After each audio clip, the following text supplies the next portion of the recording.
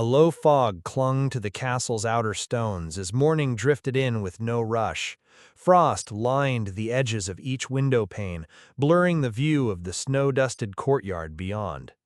Inside the castle's kitchen, silence was not the absence of sound, but the presence of peace.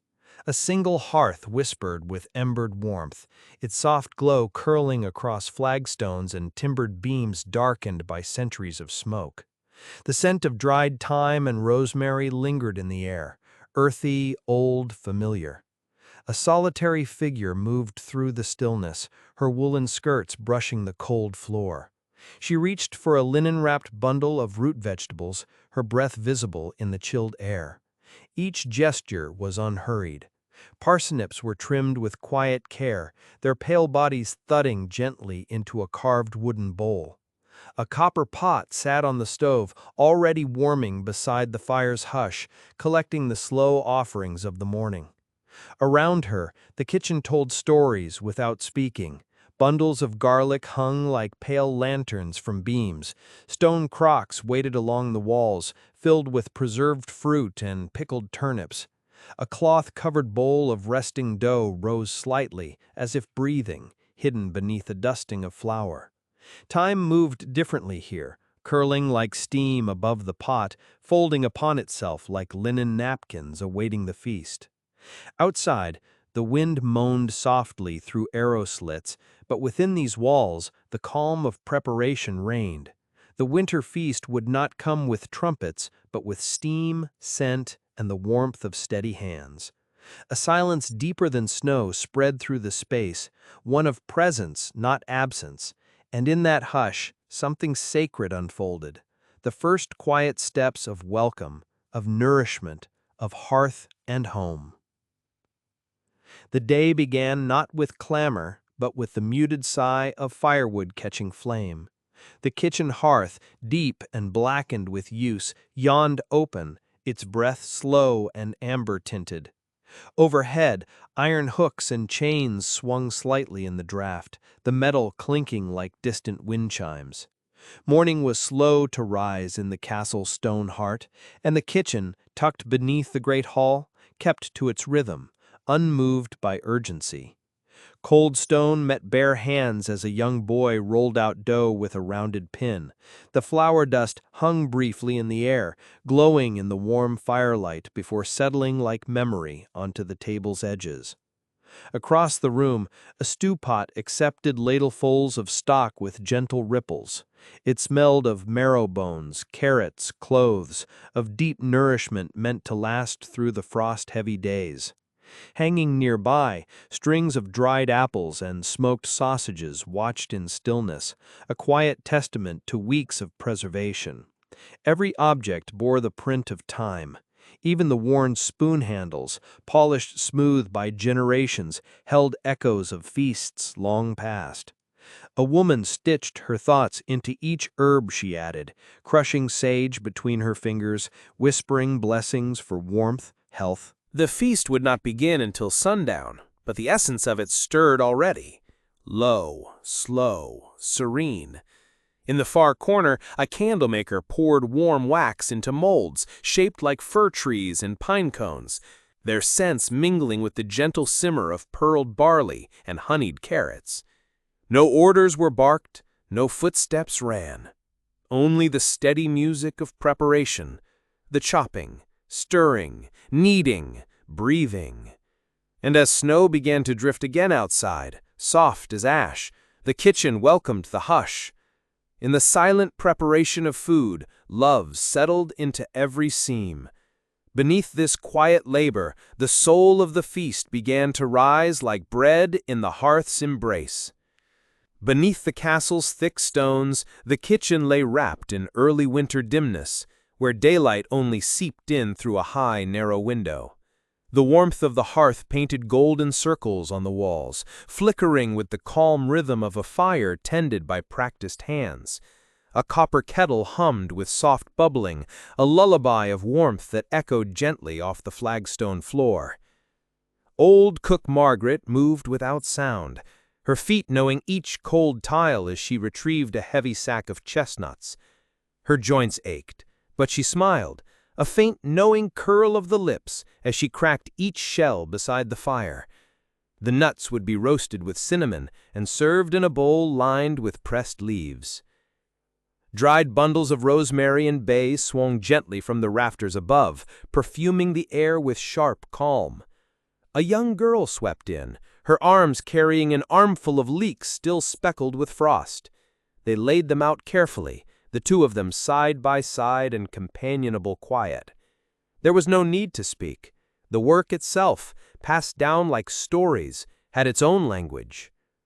A round loaf of sourdough, baked 2 days earlier, was sliced thin to dry beside the fire. It would be crushed into crumbs, mixed with onion, sage, and suet for stuffing the winter birds that hung near the door. The birds, wild caught and carefully plucked, waited patiently, like sacred offerings to the season. Outside, sleet began to whisper against the leaded windows, but the kitchen stayed warm, wrapped in its cocoon of preparation.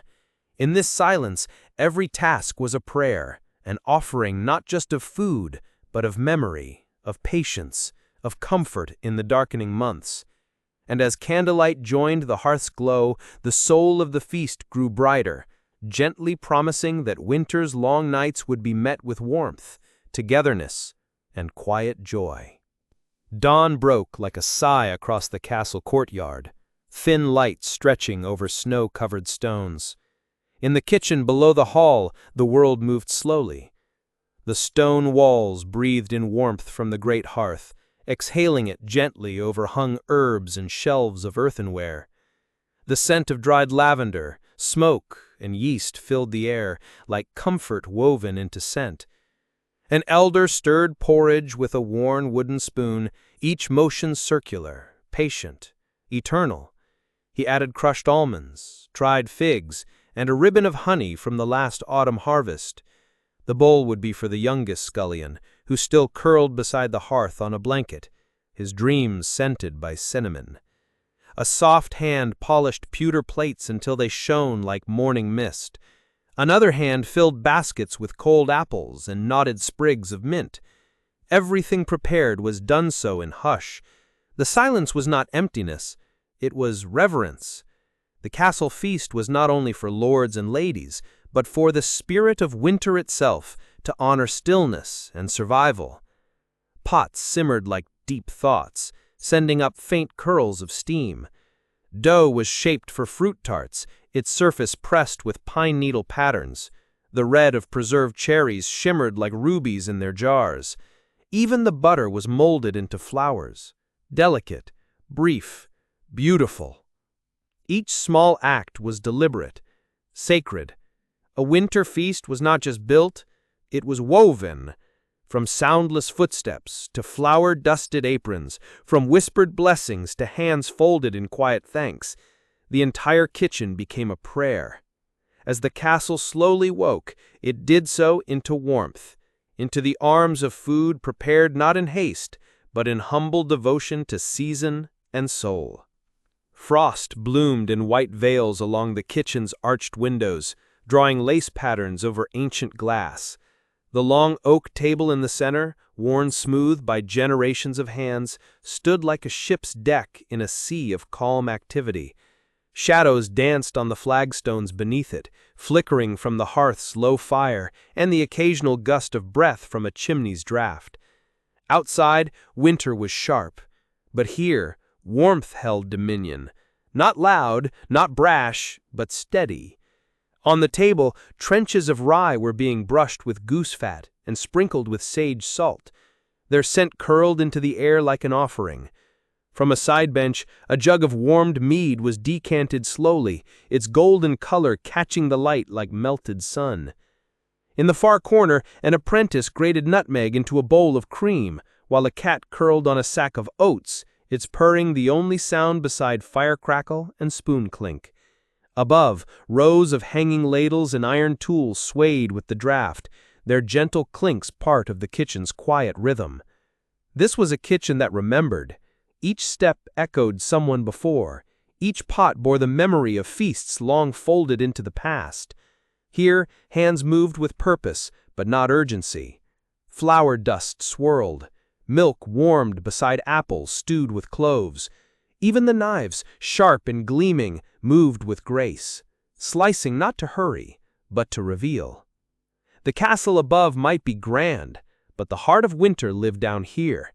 With every slow stir, every fragrant breath, the kitchen cast a spell, not to dazzle, but to soothe. And as preparations neared completion, the hush remained, not as silence, but as song, a quiet lullaby sung in steam, warmth, and care. The cold crept in through the stone walls like a quiet guest, but within the castle's kitchen it was met by warmth, both of fire and of spirit. Light glowed softly from beeswax candles, their flames steady and golden, casting shadows that wavered across shelves of clay jars and woven baskets. A woman kneaded dough with practiced calm, her sleeves rolled to her elbows, the linen damp with flour and peace. Each press of her palm was firm but gentle, drawing the dough into shape with patience.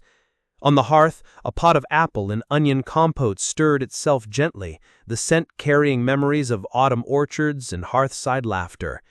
Above her, dried orange slices spun slowly on a string, turning in the gentle warmth of the room. A slow chant hummed from another corner, not words, but a tune long embedded in the work itself. Even the knives swished as they sliced herbs, sage and marjoram softening beneath the blade. Nearby, someone shaped wax into small seals for the banquet's parchment menus. The care taken in every detail was not for spectacle, but for ritual. Every task, however small, was part of a deeper weaving, a gathering of comfort for the dark nights ahead. And as the final roots were chopped and tucked into the stew, a bell rang softly from upstairs, a reminder of time. But here, in this hush, time moved like honey, thick, gentle, sweet. And as the room filled with the low, earthy song of the feast to come, the kitchen seemed to breathe, not just as a space, but as a soul, ancient, watchful, kind.